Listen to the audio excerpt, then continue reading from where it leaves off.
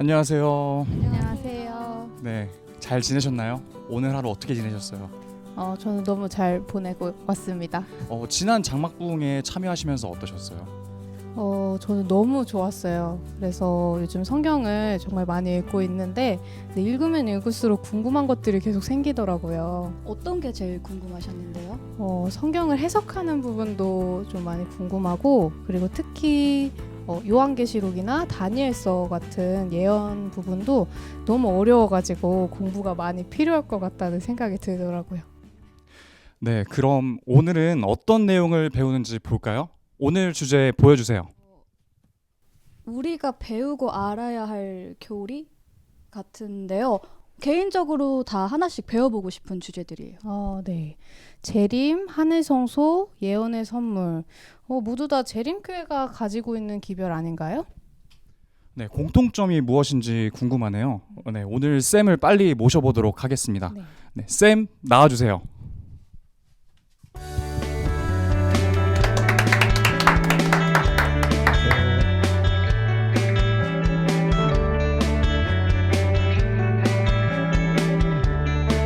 안녕하세요. 반갑습니다. 지조사에서 예언의 신을 포함해서 단행본을 편집하고 있는 이훈재라고 합니다. 안녕하세요. 안녕하세요. 네. 감사합니다, 목사님. 목사님께서는 이 주제에 대해서 너무 잘 아실 것 같은데요. 다음 중 공통점은 무엇일까요? 지금 여러분들이 보고 계시는 이 6가지는요. 재림교회의 기둥 교리라고 볼 수 있습니다. 그리고 다른 말로 말하면 현대 진리라고 하는데요. 이 6가지 중에서 오늘 우리가 한 가지를 택해서 말씀을 제가 전해드리려고 하는데, 그 전에 이 6가지에 대한 부분들을 간략하게 좀 소개하고 싶습니다. 여기 한번 보시면 예언의 선물, 오늘은 그 중에서 하나인데요. 엘렌 G 화이트는 마지막 시대의 마지막 선지자인가? 여러분들 혹시 이 주제에 대해서 생각해 보신 적 있으세요? 네, 저는 개인적으로 정말 많은 관심을 갖고 있었던 주제인데요. 네. 목사님 한 가지 여쭤보고 싶은 게 떠올랐어요. 네. 저는 사실 여러 사람을 만나면서 가끔씩 우리 교회에 대해 소개할 수 있는 기회가 생기는데, 그때 우리의 안식일, 재림기별 같은 것들은 이렇게 자신 있게 소개할 수 있는데, 엘렌 화이트에 대해 소개할 때는 왠지 모르게 소극적으로 변하게 되더라고요. 특히 우리 재림 신앙이 아닌 다른 기독교 신앙을 하는 분들에게요. 혹시 목사님께서는 이분들에게 어떻게 엘렌 화이트를 소개하시는지 알 수 있을까요? 네. 제가 오늘 여러분들에게 그 엘렌 화이트를 다른 사람들에게 어떻게 소개할 수 있는지, 이제 그 부분에 대해서 성경적인 근거로 설명할 수 있는 것들을 좀 여러분들에게 좀 알려드리기 원해요.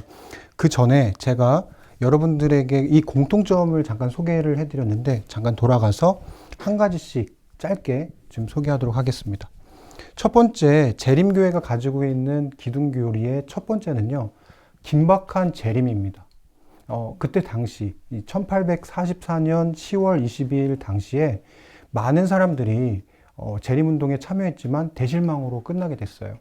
그때 세 부류의 사람들이 나타납니다. 첫 번째는 원래의 기성교단으로 돌아가는 사람들, 두 번째 사람들은 하나님을 버리고 세상으로 돌아간 사람들, 그리고 마지막으로 한 부류의 사람들이 있었어요. 근데 그 사람들은 분명히 이 우리가 연구했던 다니엘서 8장의 이 말씀이 성경적으로 맞는 것 같은데 도대체 뭐가 문제일까? 그런데 긴박한 재림에 대한 것들을 이 사람들은 그대로 믿고 수용했기 때문에 첫 번째 그들의 교리가 됩니다. 그래서 그 이후에 제7일 안식일 예수 재림 교회의 첫 번째 교리가 되고요. 그 두 번째는 그러면 지구가 정결케 된다고 하는 다니엘서 8장의 그 성소 정결의 이야기가 그러면 뭐가 잘못됐을까라고 찾아보니까 지구가 정결케 되는 것이 아니라 하늘에 있는 성소가 정결케 되는 사건이라고 하는 것을 히브리서와 계시록의 그 말씀을 통해서 깨닫게 돼요. 그리고 나서 이 사람들의 두 번째 교리가 하늘 성소가 됩니다. 그리고 나서 10대 후반에 한 여자 소녀가 하나님으로부터 계시를 받게 돼요. 그리고 나서 그 계시를 받은 것을 통해서 영감의 글을 쓰게 되는 그런 일이 생기는데, 그것을 우리는 예언의 선물이라고 부릅니다. 그렇게 해서 세 가지의 교리가 들어오게 됩니다. 그리고 나서는 유럽에서부터 수많은 사람들이 이주하게 돼요. 북미로. 그러면서 그 많은 사람들 가운데 어떤 사람들이 있었냐면 제7일 재림교회라고 하는 사람들이 있었어요. 제7일 침례교 사람들이죠. 근데 이 사람들은 제7일이라고 하는 안식일을 지켰고 또 침례를 믿었는데 이 사람들의 교리 가운데서 안식일의 교리를 배웠던 사람들이 아까 얘기했던 그 세 부류 중에 같이 들어왔던 거예요. 그리고 나서 그 속에 있었던 사람들이 같이 성경을 연구해 보니까 성경적으로 십계명의 네 번째 계명인 안식일이 성경적인 예배일이구나라고 하는 것을 깨닫게 되고 그들의 네 번째 교리로 채택하게 됩니다. 그런데 문제는 뭐냐면 성경을 계속 연구하다 보니까 사람들이 죽고 난 다음에 어떻게 천국으로 돌아간다고 하는데 죽고 난 다음에 하늘나라 천국으로 간다고 하는데 그렇게 되면 뭐와 충돌이 되는지 아십니까? 재림과 충돌이 돼요. 그러니까 재림과 충돌이 되기 때문에 하늘나라에 이미 올라간 사람이 재림이라고 하는 사건을 기대할 필요가 없게 되는 거죠. 그러면서 성경을 또 연구해 본 결과 조건적 영혼 불멸이 하나님과 연결되어 있는 한 그 사람은 하나님과 계속해서 영원한 생명을 가지고 살 수 있다라고 하는 조건적 영혼 불멸을 이 사람들의 교리로 받아들이게 돼요. 그렇게 해서 5가지 기둥 교리가 발전하게 되고요. 그 이후에 이런 현대 진리들을 전달하고 전하는 가운데서 많은 선교사들 그리고 많은 복음을 전하는 사람들이 건강적으로 약화됐어요. 그래서 그 창립자 중에서 엘렌 화이트, 제임스 화이트, 조셉 베이츠 이렇게 세 사람이 있는데 조셉 베이츠라고 하는 이분은 선장 출신이고 나이가 많았어요. 그런데 건강하게 자기의 몸을 지키는 절제 생활을 해왔기 때문에 그 건강에 대한 어떤 좋은 정보들을 많이 가지고 있었습니다. 이제 그것을 이 공동체에 풀어놓게 됐고 그것이 나중에는 건강기별로 발전하게 됩니다.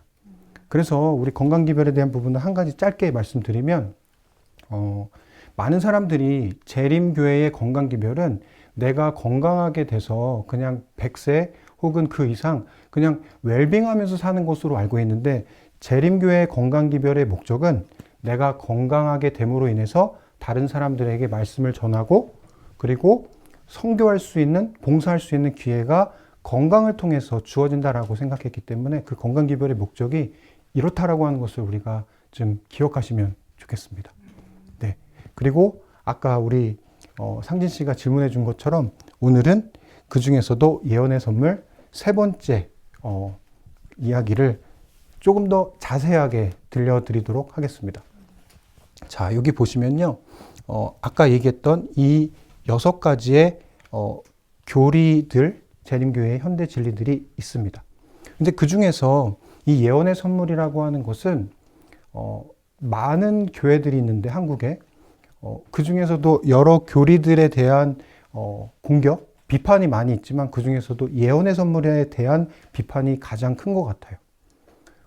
아까도 질문해 주셨지만 성경적으로 과연 예언의 선물에 대한 혹은 선지자에 대한 근거가 있느냐라고 하는 질문을 아까 해주셨는데 그 부분에 대해서 조금 더 우리가 자세하게 한번 풀어보도록 할게요. 이게 아까 얘기했던 그 윌리엄 밀러의 성경을 1844년 10월 20일 예수님께서 이 지구를 정결케 한다라고 하는 그 사진 중에 하나를 여러분들에게 잠깐 좀 보여드렸고요. 그리고 그 이후에 계속해서 이 말씀을 전하는 이야기들이 이야기 속에 나옵니다. 자, 그러면 첫 번째 제가 질문을 한번 갖고 왔는데 마지막 때 하나님께서 예언의 선물을 보내신다고 하는 근거가 무엇일까? 제가 한 3가지로 정리를 해봤습니다. 첫 번째는요. 마태복음 24장 11절 24절에 보면은 마지막 시대에 거짓 선지자가 출현한다고 나옵니다. 그럼 한번 생각해 보세요. 거짓 선지자가 출현한다는 얘기는 뭐가 있다는 뜻일까요? 진짜 선지자. 네, 맞습니다. 참 선지자가 있다라고 하는 뜻이에요. 이것은 특별히 예수님께서 마지막 시대에 있을 일에 대해서 설교하신 것이었는데 그 마지막 시대에 참 선지자에 대한 이야기가 나오는 것이죠.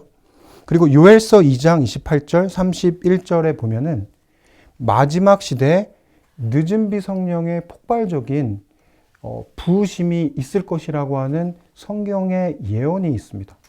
이제 그것에 대한 역시 예언의 선물에 대한 약속이 성경적인 근거로 있는 것이죠.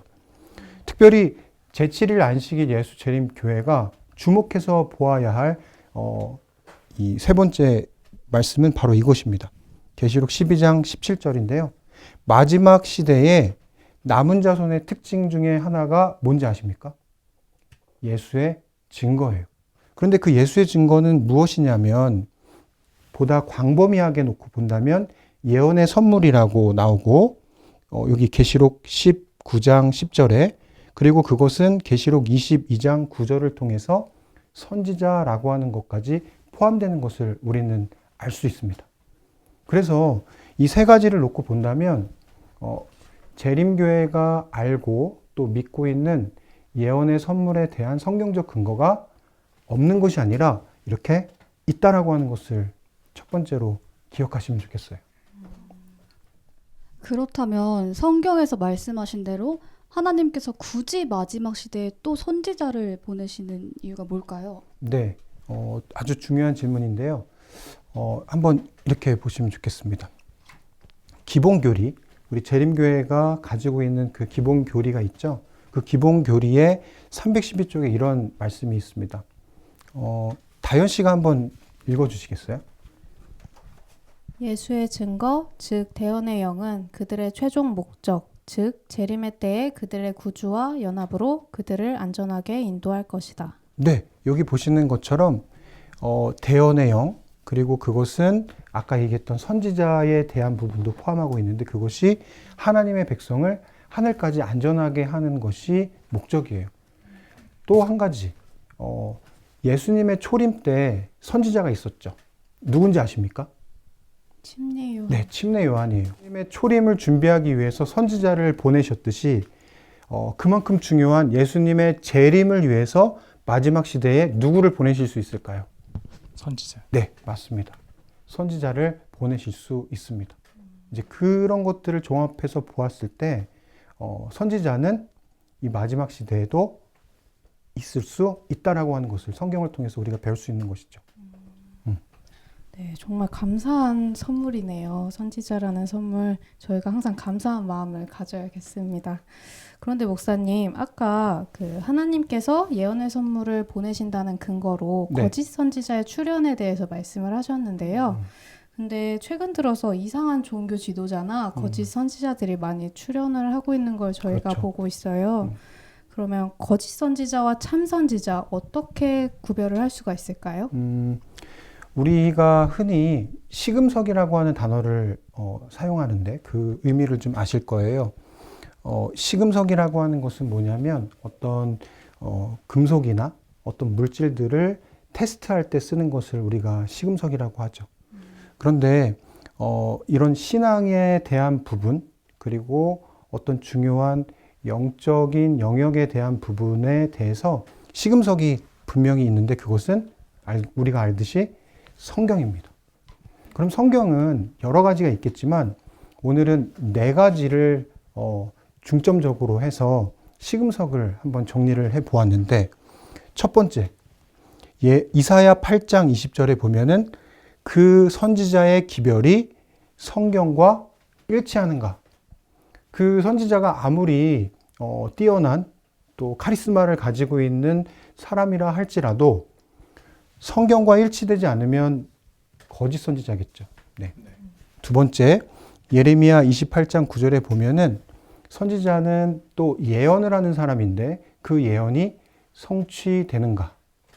그리고 세 번째, 요한일서 4장 2절에 보면 그리스도의 성육신을 인정하는가?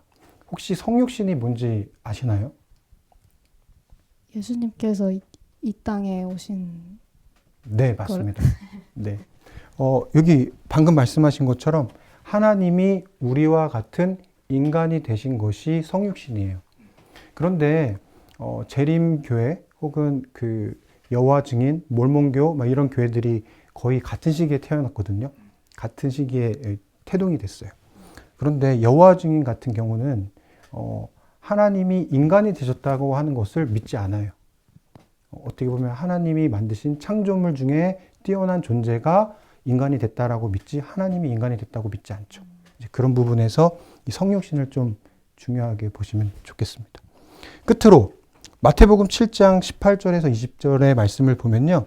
그 선지자가 좋은 열매를 맺는지 아니면 거짓 나쁜 열매를 맺는지 그것에 따라서 참 선지자, 거짓 선지자를 우리가 분별할 수 있다라고 얘기하고 있습니다. 그러니까 이런 네 가지의 시금석을 놓고 누구를 비교하면 될까요? 엘렌 G. 화이트요. 화이트요. 네, 맞습니다.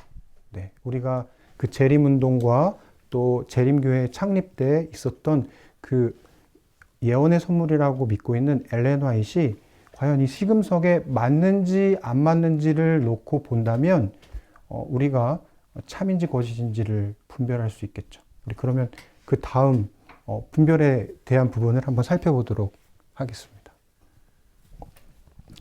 자, 글씨가 조금 작긴 한데요. 우리 영상을 통해서 보시는 우리 청년들이 이 영상 속에 있는 이 내용을 잘 보실 수 있으리라 생각합니다. 엘렌 G. 화이트이 이 시금석에 어떻게 일치하는지 첫 번째, 성경과 일치하는 그녀의 풍부한 저술들이 이 성경 속에 있는 그 맥락과 그리고 그 말씀이 그녀의 글과 어떻게 적용하는지를 우리가 비교해 보면 알 수 있어요. 제가 한 가지 이야기를 좀 짧게 드릴게요. 어느 유명한 개신교의 한 목사님이 책을 쓰셨습니다. 그리고 그 책을 또 유명한 신학대학의 총장님들 그리고 신학자들 그리고 아주 큰 교회의 목사님들에게 보냈어요. 그리고 나서 그것에 대한 서평을 받았습니다. 그런데 그 서평을 받고 나서 그 서평을 보니까 이것은 하나님께로부터 영감을 받지 않으면 쓸 수 없는 글입니다 라고 이렇게 아주 호평을 해주셨어요. 찬사를 써주셨습니다. 근데 시간이 지나고 나서 그 책이 재림교인에게도 들어가게 됐습니다. 근데 어디서 본 책인 거예요. 내용이. 그래서 그 책을 가지고 엘렌 화이트이 쓴 시대의 소망의 십자가의 장면 부분과 비교해서 봤더니 뭐뭐였습니다 라고 하는 그 부분만 바꾸고 거의 내용이 똑같은 거예요. 제가 무슨 얘기를 드리려고 하냐면 우리가 흔히 다른 개신교인들이 엘렌 화이트에 대한 편견을 가지고 있죠. 그런데 그 편견을 놓고 엘렌 화이트의 글을 읽게 된다면 영감의 글로 인정할 수밖에 없다라고 하는 것을 말씀드리는 겁니다. 네, 그녀의 저술이 성경과 이렇게 일치한다라고 하는 것을 알 수 있습니다. 두 번째, 예언의 정확성인데요. 사실은 엘렌 화이트는 선지자이지만 자기 스스로 선지자라고 하는 용어를 쓰기를 원하지 않았습니다. 주로 메신저라고 이렇게 얘기했어요. 그런데 자기 스스로 하나님의 그 메신저가 선지자성도 포함하고 있기 때문에 어떤 예언에 대한 부분이 많지는 않지만 있는데 그 두 가지가 무엇이냐면 첫 번째, 현대에 강신술이 출현할 거다라고 하는 부분입니다. 실제로 그런 강신술의 출현이 그때 일어났고 지금 엄청나게 많이 일어나고 있죠. 요즘 드라마에서 그냥 밋밋하게 드라마가 나오지 않고 죽었던 사람이 다시 살아나고 하는 그런 이야기들 보신 적 있으시죠? 네. 네. 그런 장면들이 거의 다 강신술이라고 볼 수 있습니다. 얼마나 우리 삶 속에 이렇게 친숙하게 가까이 다가와 있는지를 알 수 있어요. 그리고 또 하나는 배도한 개신교와 로마 가톨릭 간의 밀접한 교류입니다. 사실은 이 신대륙에 오게 된 대부분의 그 신교도들은 구교의 핍박을 피해서 온 사람들이었거든요. 그런데 아이러니하게도 그 두 종교 단체가 서로 밀접한 관계를 맺게 된다라고 하는 이야기가 예언으로 이렇게 되어 있는데 지금 우리가 실제 그 내용들을 보고 있죠. 세 번째로 보겠습니다. 그리스도의 성육신에 대한 인정인데요. 사실은 그 엘렌 화이트의 책 중에서 시대의 소망과 정로의 계단만큼 그리스도의 성육신에 대해서 아주 자세하게 그리고 깊이 있게 이야기하는 책은 거의 찾아보기 없을 정도로 굉장히 좋은 책이라고 말할 수 있는데 그 성육신에 대한 인정을 알 수가 있는 것이죠. 끝으로 엘렌 화이트이 어떤 열매를 맺었는지 그것에 대한 부분이 굉장히 중요한 것 같습니다. 그걸 놓고 본다면 그 열매가 좋을 때는 참 선지자일 것이고 그 열매가 안 좋을 때는 어떤 선지자예요? 거짓 거짓 선지자. 선지자죠. 우리가 흔히 뭐 어떤 종교 단체를 이야기하긴 뭐하지만 어떤 처음에는 영적인 지도자로 있었던 사람이 갑자기 자기가 하나님으로부터 특별한 사람이 되었다고 얘기하면서 선지자가 되고 그 이후에는 하나님의 자리까지 가는 이야기들을 많이 보셨을 거예요. 뭐 가까운 교회들이 되게 많죠. 근데 엘렌 화이트 같은 경우는 한 번도 자신이 그 교회 안에서 자기가 창립했던 그 교회 안에서 어떤 위치의 직위도 가진 적이 없어요. 심지어는요, 그녀가 세웠던 이제 또 섬겼던 이 교회가 대총회라고 하는 기관, 상부기관이 있는데 그 대총회에서 엘렌 화이트를 조금 불편했기 때문에 그 관계가 호주로 이렇게 보내는 일이 있었습니다. 그런데 그쯤 되면 어떻게 보면 유배 같은 거거든요. 내가 창립자고 내가 교회에서 큰 영향력을 가지고 있는 사람이라면 어떻게 했을 것 같으세요? 반기를 들고 따로 나왔을 것 같습니다. 네. 그렇게 하거나 어떻든 그것에 대해서 반대하는 입장을 표명했겠죠.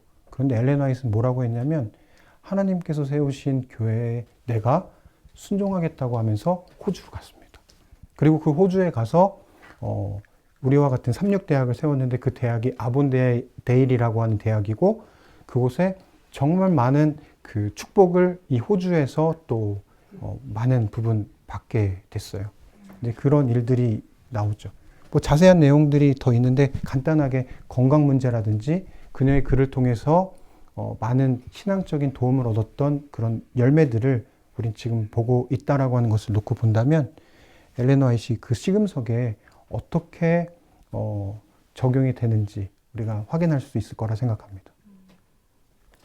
네, 이렇게 저는 엘렌 화이트에 대해서 이렇게 설명할 수 있을 만큼의 확신은 갖지 못하고 있었는데 이렇게 성경이라는 시금석으로 이제 그렇죠. 네. 비교를 하면서 보니까 이제 더 선지자라는 확신이 드네요.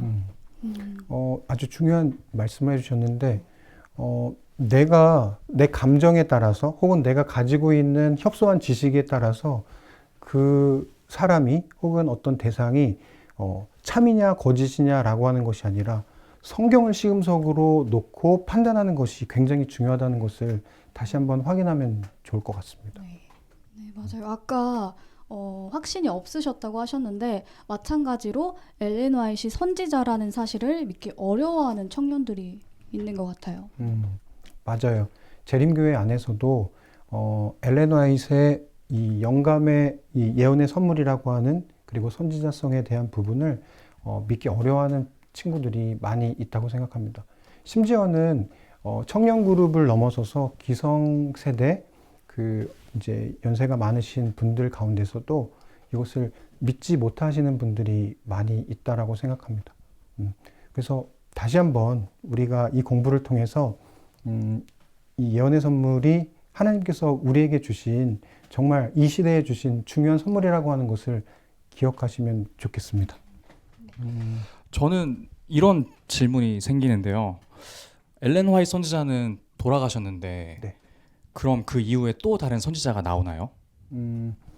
정말 이 질문을 제가 하기 위해서 오늘 이 특강을 이 세미나를 준비하게 된 건데요. 여기 보시는 것처럼 제가 준비한 내용을 한번 보시면 엘렌 화이트이 마지막 시대의 마지막 선지자일까? 지금이 마지막 시대라고 하는 것은 사실은 뭐 우리 교회들뿐만이 아니라 기독교 세계뿐만이 아니라 사회에서도 지금 많이 생각하고 있는 부분이거든요. 기후 변화 뭐 이런 것들을 놓고 본다면 지구가 마지막 시간을 보내고 있구나 이런 얘기들을 많이 하죠. 그런데 이 마지막 시대에 엘렌 화이트 이후에는 또 다른 선지자가 없을 것인가? 라고 하는 이 질문에 대한 부분을 우리 정말 중요한 부분이니까 한번 또 나눠보도록 하겠습니다. 요엘서 2장 29절, 우리 성경이 굉장히 중요하다고 아까 했는데 성경에서는 내 신으로 남종과 여종에게 부어주겠다는 말씀이 있어요. 그 얘기는 단수일까요? 복수일까요? 복수? 복수입니다. 하나님께서 예언의 선물을 부어주시는데 단수로 부어주신 게 아니라 복수로 부어주셨다고 얘기해요. 그것이 하나님의 약속이라고 얘기합니다. 실제로 엘렌 화이트 당시에 엘렌 화이트 전에 윌리엄 포이라고 한 사람과 헤이즌 포스라고 하는 사람에게 이미 하나님께서 계시를 주시고자 부르는 일이 있었어요. 근데 이 두 사람이 그것을 거절했습니다. 그리고 그 거절한 것을 그 다음으로 엘렌 화이트이 받게 된 거고 엘렌 화이트는 그것을 받아들인 겁니다. 그래서 사실은 아까 얘기했던 것처럼 이 복수의 개념입니다. 그런데 1915년에 엘렌 화이트이 돌아가실 때쯤 2달 전이었어요. 대총회에서도 이 문제에 대해서 궁금했어요. 그래서 엘렌 화이트를 찾아왔습니다. 대총회 지도자들이. 그리고 엘렌 화이트에게 이 질문을 했습니다. 그때 엘렌 화이트이 아무 대답 없이 손가락으로 한쪽을 가리켰어요. 근데 그 끝에 뭐가 있었는지 아십니까? 제가 어디를 가리키고 있나요? 책꽂이요. 네, 책꽂이를 가리키고 있었어요. 그것이 엘렌 화이트의 대답이었습니다. 당신 이후에 또 다른 책이 나오겠습니까? 라고 할 때 엘렌 화이트는 책꽂이에 하나님께서 자신이 주셔서 계시를 주시고 영감으로 쓰게 했던 그 책을 가리켰어요. 제가 엘렌 화이트의 둘째 아들인 윌리라고 부르는 그 윌리라고 하는 그 아들의 소논문을 본 적이 있어요. 근데 그 소논문에 뭐라고 써 있었냐면 구약 시대에는 하나님께서 어떤 특별한 일이 있으실 때마다 선지자를 보내셨다. 선지자가 많이 있다는 얘기는 그 시대가 굉장히 긴박하게 돌아가는 어떤 사건들이 있다는 뜻이에요.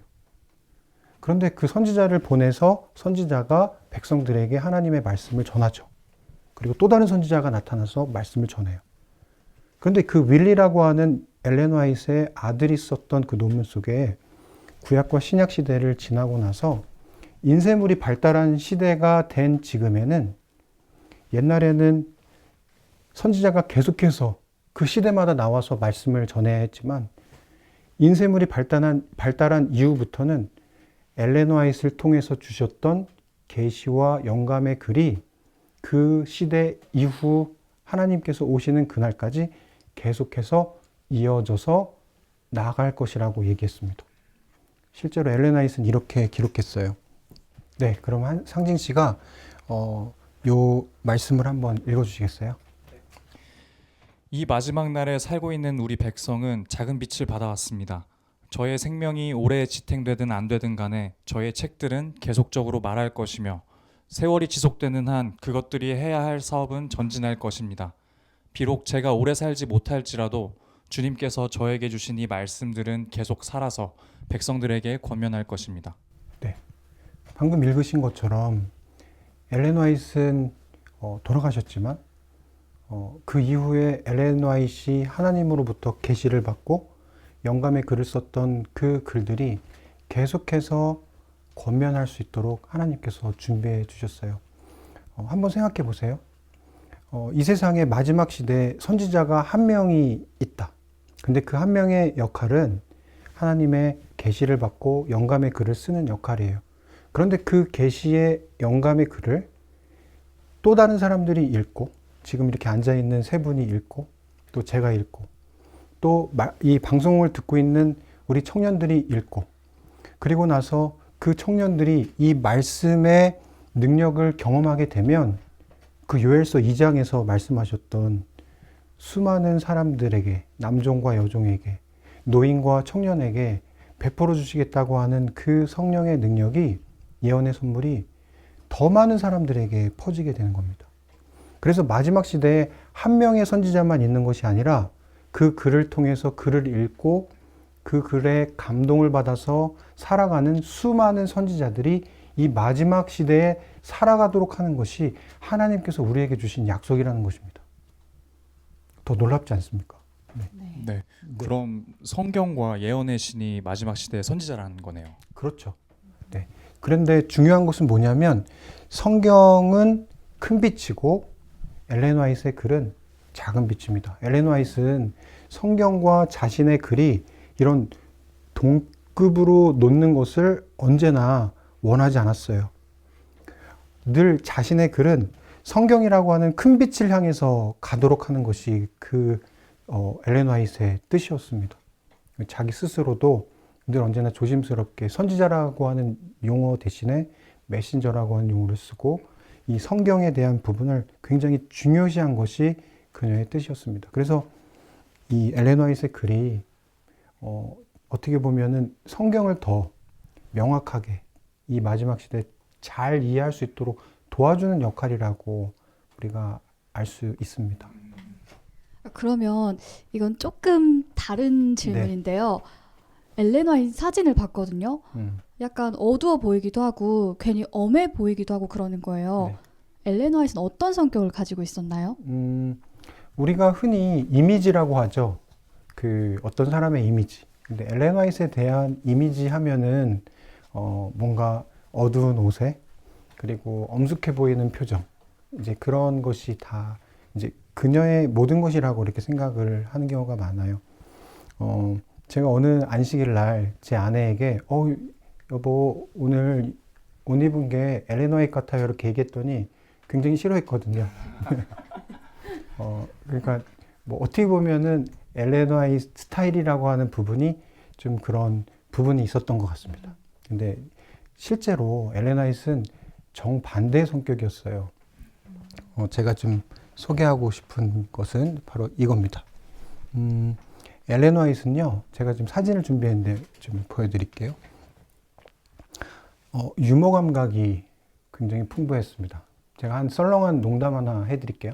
그 아들 윌리가 늘 언제나 설교 시간이 되면은 잠드는 겁니다. 졸기를 잘했어요. 설교 시간에.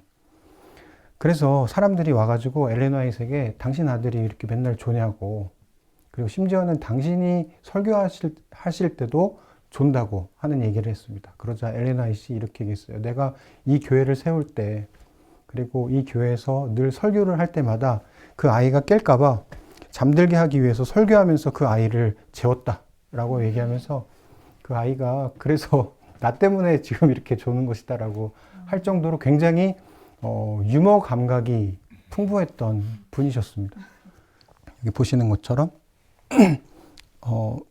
이렇게 가족 사진이 있는데 제임스 화이트 그리고 이 첫째 아들과 둘째 아들, 이 둘째 아들이 아까 얘기했던 그 자기 좋아하는 윌리이고요. 엘렌 화이트 이렇게 있는데 엘렌 화이트는 굉장히 외향적이었습니다. 사진과 달리 어떤 소풍을 놀러 가기를 좋아하고, 그리고 배를 타러 가면은 많은 교인들이 배멀미도 하고 무서워서 막 이렇게 했을 때 엘렌 화이트는 오히려 뭐 그런 것들을 더 즐기는 그런 외향적인 성격이었고, 사람들과 만나서 이렇게 즐기기를 또 좋아했습니다. 그리고 여러분들 교회 안에 아무리 좋은 교회라도 교회 안에 어른들이 교인들 간에 서로 화목하게만 지내는 모습이 정말 좋지만 싸울 때가 있죠. 네. 분쟁이 일어나요. 아무리 좋은 교회도. 여러분들이 다니시는 교회도 분명히 분쟁이 있을 겁니다. 그런 분쟁이 있을 때마다 어떻게 해야 되는지에 대한 권면이 바로 3번 교회 증언에 나옵니다. 그리고 구원에 대한 확신이 없는 사람들 있죠. 정말 어떻게 믿음 생활을 해야 되는지, 교회를 왜 다녀야 되는지, 그리고 어떻게 신앙생활을 하면서 살지에 대한 그런 고민을 하는 친구들이 이 책을 찾아보시면 너무 좋을 것 같습니다. 뭐 믿음과 행함, 그리고 시대의 소망, 정로의 계단 이런 책들이 되겠죠. 그리고 자서전 책들을 읽다 보면 엘렌 화이트이 어떤 맥락에서 이런 책들을 썼는지를 알 수 있을 거고, 마지막으로 이 다양한 권면 서적들, 목회 사역, 교육, 가정생활, 건강, 출판 사업, 뭐 정말 다양한 영역에 있는 그런 선지자의 권면이 이미 있는데 우리가 활용하지 않았다고 하는 것을 우리 세 분의 또 청년이, 그리고 방송을 통해서 듣고 계시는 우리 청년들이 꼭 아시고 그런 책들을 활용해 보시면 좋을 것 같습니다. 네, 그럼 마지막으로 추가 질문을 네. 하나 드리고 싶은데요. 좋습니다. 이렇게 많은 서적들이 있는데 저희가 책을 읽고 잘못 오해하거나 혹은 잘못 적용하는 경우들이 있는 것 같아요. 그렇죠. 그러면 어떻게 읽고 어떻게 해석해야 좋을지 한번 설명해 주실 수 있을까요? 그러면 그 질문을 마지막으로 놓고 제가 설명해 드리도록 하겠습니다. 제가 10가지 해석 원칙을 정리해 보았습니다. 뭐 시간이 이제 많지 않으니까 제가 필요한 부분만 여러분들에게 소개할게요. 일단 첫 번째는요, 기본적인 건전한 상식으로 책을 읽으셔야 됩니다. 그러니까 예를 들면 이 책은 어떤 점이 잘못됐을 거야 라고 하는 비판적인 모습, 그런 자세로 보는 것이 아니라 아주 건전한 상식으로 어떤 말씀이 있을까라고 이렇게 접근을 하면 좋을 것 같고요. 그리고 두 번째, 중심 주제에 대한 초점을 잃지 말라. 어떤 분들은 그 중점이 돼야 되는 부분을 놓고 사이드에 아주 그 협소한 그런 내용을 가지고 막 티격태격 싸우는 분들이 계세요. 근데 숲을 봐야 된다라고 하는 것을 기억하시면 좋겠습니다. 그리고 네 번째, 극단적인 해석을 피하라. 대부분의 그 사람들은 그렇지 않지만 어떤 분들은 이것을 읽고 극단적으로 자기의 라이프 스타일을 바꾸시는 분들도 계세요. 근데 그 부분들이 극단적으로 해석하지 말고 이 말씀이 어떤 말씀인지, 아까 여기 3번에 지금 넘어갔는데 다양한 레퍼런스와 비교하면서 본다면 극단적인 해석을 좀 피할 수 있을 거라고 생각이 듭니다. 그리고 중요한 게 5번이에요. 당시 시대와 장소를 참작해라. 예를 들면 우리가 잘 아는 것처럼 그때 당시 자전거를 타거나 사지 마라, 뭐 이런 얘기들이 있단 말이죠. 근데 지금 다 자전거 타고 다녀요. 뭐 자전거는 굉장히 편리하고 우리 운동에 굉장히 건강에 좋은 거죠. 그런데 그때 당시에는 그렇게 왜 했을까라고 하는 것을, 그 시대의 맥락을 이해하는 것이 중요하고, 그리고 어떤 사람에게는 고기를 먹지 말라고 하고 어떤 사람에게는 또 먹으라고 하는 이야기가 또 나와요. 이런 것들은 그 시대와 그 상황의 맥락을 놓고 이해를 해야 된다라고 하는 것을 우리가 좀 아시면 좋을 것 같습니다. 그리고 여러 가지 이야기들이 있는데 이 부분들은 여러분들이 기억하시면 좋겠고, 맨 마지막 10번입니다. 나에게 충실하게 적용하고 타인에게는 사랑의 돌봄을 적용하라. 그러니까 이걸 가지고 저 사람이 이런 사람이야 라고 재단하지 말고 그것을 누구에게 적용하는 거냐면 나에게 적용하는 겁니다. 그 사람에게는 사랑의 봉사로 그것을 활용하도록 하는 것이 엘렌 화이트의 뜻이다. 네, 이렇게 볼 수가 있겠습니다. 이렇게 10가지를 놓고 보신다면 아주 재미있게 또 건전하게 해석을 할 수 있으리라 생각합니다. 오늘 좋은 강의 해주셔서 너무 감사합니다. 오늘 이렇게 예언의 선물에 대해 생각해 볼 수 있어서 좋았어요. 엘렌 화이트 선지자를 재림교회에 주신 하나님의 은혜를 다시 생각해 보게 되네요. 선지자의 기별을 가지고 있는 대로 끝나는 것이 아니라 그 기별을 읽고 생활 속에서 실천하면서 목사님께서 말씀하신 대로 큰 빛인 성경을 더욱 사랑하게 되는 저희 청년들 됐으면 좋겠습니다. 오늘의 쌤은 여기서 보내드리도록 하겠습니다. 네, 감사합니다. 감사합니다. 고맙습니다.